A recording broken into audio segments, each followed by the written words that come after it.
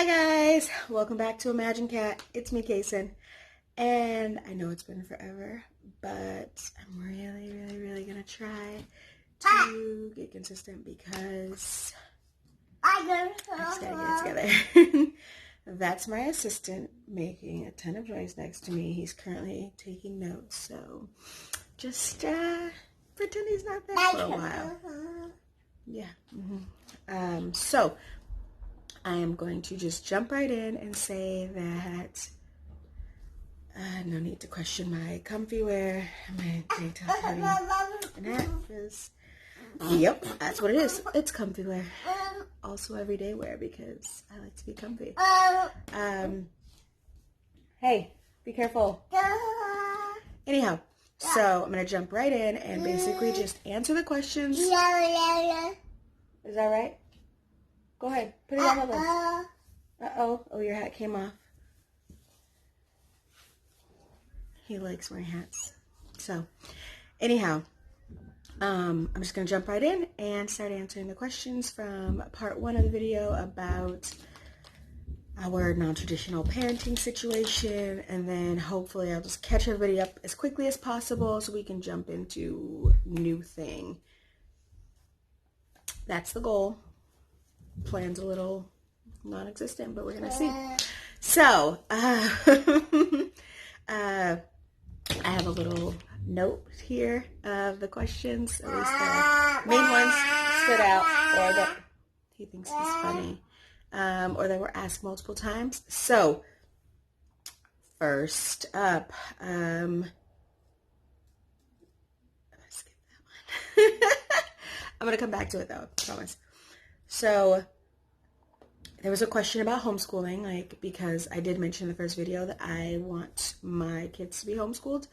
That's really important to me as a person who's formerly been in education, as a professional.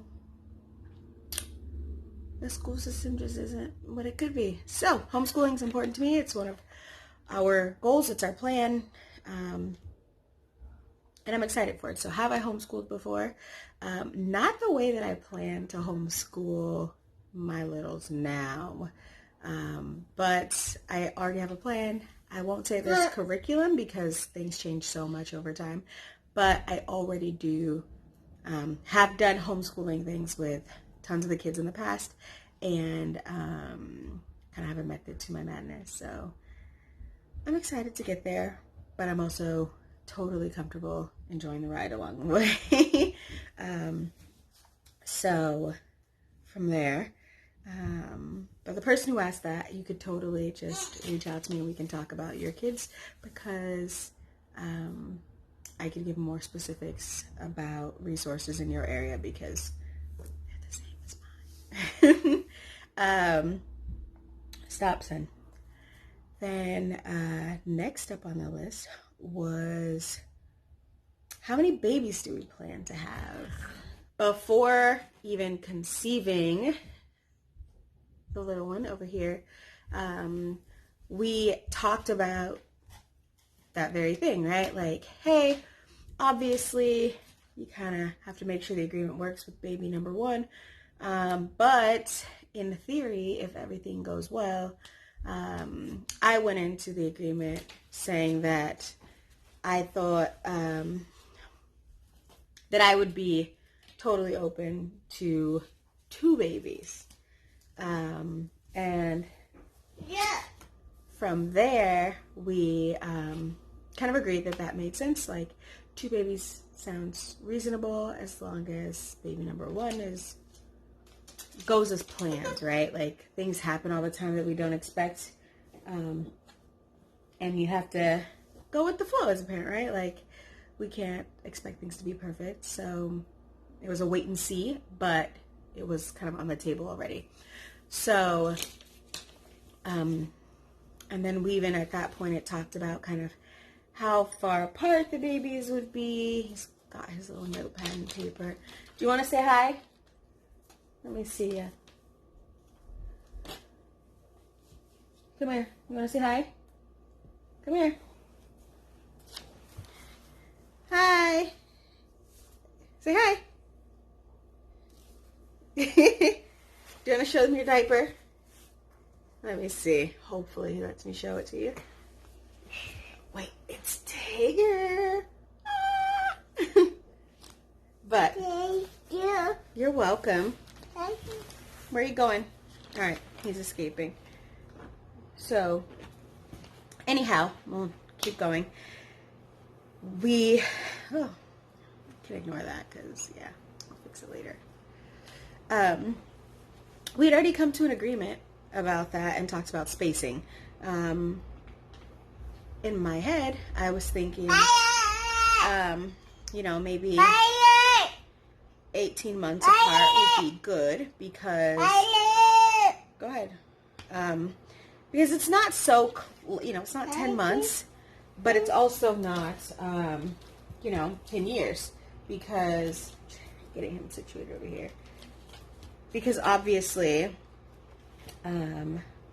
there's a lot of changes that you kind of make as you embark on parenting with an infant, like changing work schedules and timing, and that's been a lot of work for us, especially when before we were both full-time employees, and boy, has that all changed because, yeah, don't even get me started on daycare. Whole nother topic. Stop it. Whole nother topic, but I will say that it changes everything, and so it made sense. Like 18 months seems like a reasonable amount of time to not just heal from having a baby, but to get adjusted with said baby, and then have evaluated and decided yay or nay on baby number 2 and pursuing that. And so it also kind of works with our ages, because I personally don't have any goals of being like 40 with an infant. So here we are.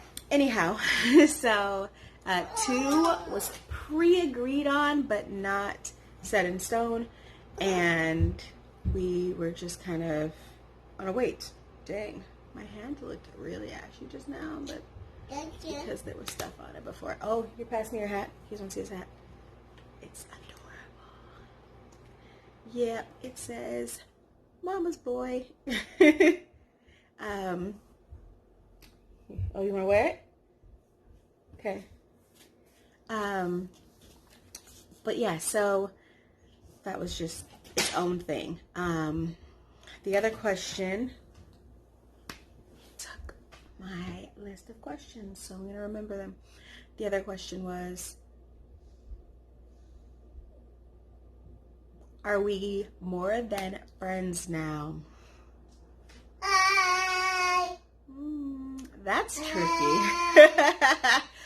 So I'm gonna maybe reserve that for a video with the both of us, so that we can maybe share in the explanation. And then I guess the other question that I know was, what are the most important things you think you should consider when you are contemplating kind of having a baby with someone who you are not in a relationship with, or a romantic relationship with, I should say. And I have to say, I would choose a couple things that just would limit conflict, because life comes with plenty of its problems, like plenty of its own problems. You don't need to go adding it for fun. So I would say, what do you need? Use your words. Me? Please, what? Do you need help? He does not need help. There you go. I would just choose things that would limit conflict. So in my world, that would mean I want to agree on what's important in life. That's something I would say. So as a parent, for me, it is important that we are a my personality means that it's important that whoever I'm parenting with understands that we should be a united front at all times in front of our children. Doesn't matter if you're dating, if you're friends, if you hate each other, you should still be a united front in front of your children, because there's nothing like showing your kid that you guys can't get it together, because kids aren't stupid and they use it to their advantage all of the time. It's like if your parents are divorced and you know that, hey, stop it. And if you know that if you tell mom that dad gave you, cookies for breakfast, that she's going to lose her mind. Even if dad doesn't give you cookies for breakfast, if you want to stir up trouble, you tell mom what? Dad gave me cookies before breakfast, right? So it's totally preventable. Give me a second. Then, and that goes with anything, right? Like, kids play the ends against the middle all the time. The last thing you need to do is give them reason to do such a thing. It's huge for me to feel like if there's a disagreement, we need to have that disagreement over here, baby over there. So it's clear that even if we disagree, in the moment, your job is to back me or stay out of it. And then we can have a conversation separate where you say, hey, I actually think that we could have done it this way instead. And we can talk through that and say, oh, I totally understand where you're coming from. Fine, fair. Next time this situation comes up, we're going to do it your way. That's how effective parents should communicate with each other. Hey, use your words, but you're not just going to sit here making noise, okay? Again, that's how effective parents should. You think you're funny? Yes, he does think he's funny. Absolutely. So, that's, like I said, how effective parents should be communicating. Next up was that, I guess it was already kind of tied in because the question was about if we plan to have more kids. Well, excuse me. Yeah, so I'll get to that in just like maybe another 2 minutes, okay? So, I guess what I'll say so far about everything is that we have made being a team work for us. That doesn't mean it's always super peachy, perfect, easy, but ultimately he's trying to get comfortable, but ultimately it's functional. It works. Like my son, oh, he's saying, hold on, hi, say hi. Would you like this back? Say please. Good job. So he uses lots of sign language, not just baby sign, but we sign all day long, like I mentioned in a prior video. So he signs a lot. He knows lots of words in English as well. But it's important to me that he's fluent in both languages, so we do it all day long. We even like video chat with cousins who know ASL as well, so that he signs with other people, not just mom all the time. Dad's learning, but slightly less committed than the rest of us. I'm already fluent, so a little bit easier for me, but baby's killing it right now. So he is, I got a couple questions for him, currently 16 and a half months old right now, and like I said, his language skills are awesome. I invest a lot of time in teaching him not just ASL and English, but just reading with him, and that's him in his little drawing paper, and just working on being expressive and communicating, and sharing kind of what's happening with him, hopefully giving him as many avenues as possible to express himself as we can as early as possible, because I think that it will be beneficial as his brain develops. Yes. Yeah. As you can see, he's still wearing cloth diapers, which I love. We are still baby wearing and, you know, hiking, just doing everything I can to be... He's talking to the video, but from over here. So, basically, we just do everything we can to be not just present parents, but active parents who are, like, creating new experiences and new things for him. Traveling with him, exploring outside other parts of the world, other parts of the country. Hey, be careful. He's tearing his paper now.